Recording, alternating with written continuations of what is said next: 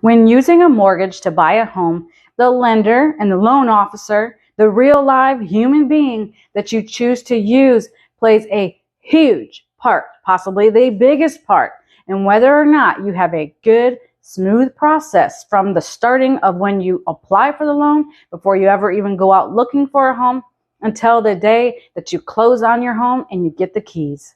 Once you do go under contract to buy your house, you, your lender, and your real estate agent are all going to be working together for the next several weeks. So it's important to choose wisely. A few things gave me the idea for this video, and honestly, one of them is having had some not so great or even downright horrible experiences with lenders that really made the experience stressful, give my clients poor service, and cause them undue stress.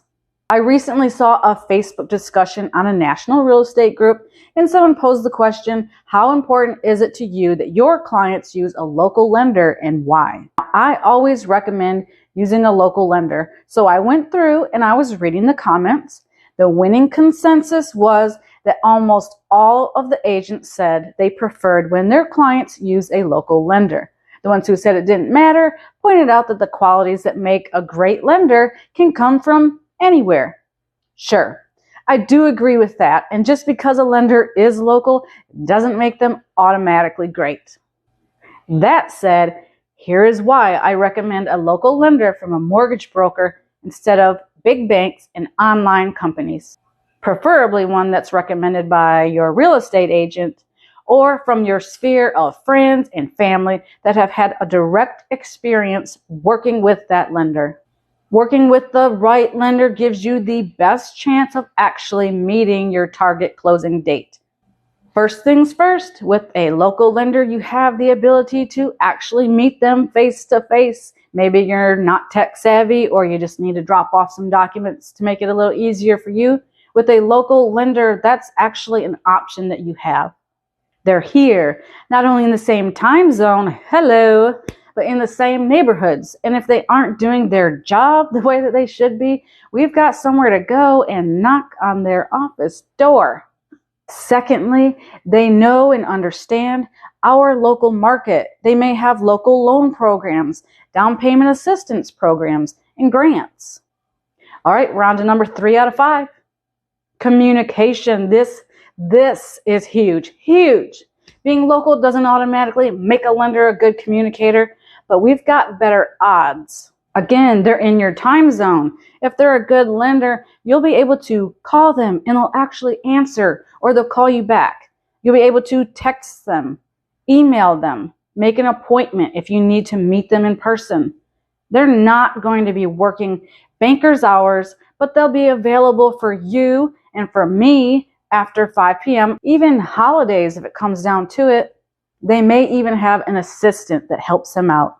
With the big bank and online lenders, you could be dealing with multiple people, assistants, who all work in different parts of the country, in different time zones, and the left hand doesn't know what the right hand is doing.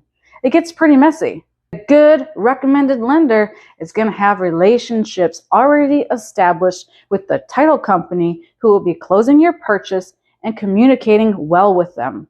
When it comes down to those final days before closing, the title company and the lender need to be in steady, responsive communication with each other and the agent and the buyer. Fourth on my list is being able to trust them to do their job and hope they take pride in their work.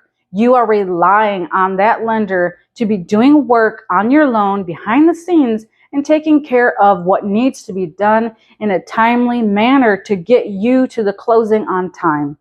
When working with a big bank or online lending company, you will most likely be working with salaried employees who work for their employer during work hours and don't take any work home with them, and they have little or no incentive to actually close your loan. For example, if you're shopping at, say, Target, you could have a good experience with someone that works there, but they aren't giving you their personal email address. They're not going to give you their phone number so you can call them if you need anything else once the store is closed. They see you differently than if they owned the store and you were their customer, your Target's customer. They aren't getting a portion of the sale from your purchase. Target's paying them, whether you buy something or not. When you use a local lender from a mortgage broker, you are likely dealing with someone with a different mindset that is an independent contractor, paid on a commission basis only if your loan closes. Their income depends on themselves, and that leads me to number 5 on my list.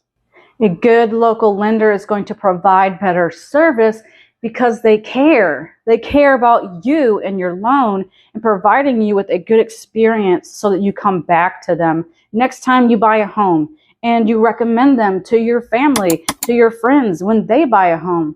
They also care about building and retaining good relationships with the real estate agents involved in the transaction. The buyer's agent, the seller's agent, because agents refer business to them when they do good work. Because we as real estate agents want to work with lenders that care and get the job done well.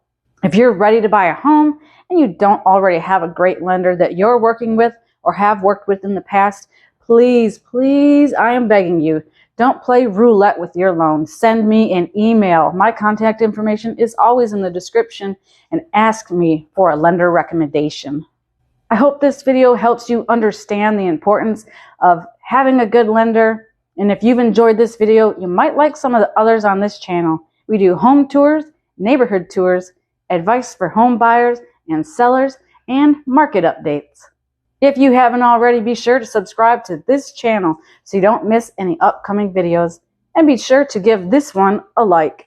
All right, I'll see you on the next video.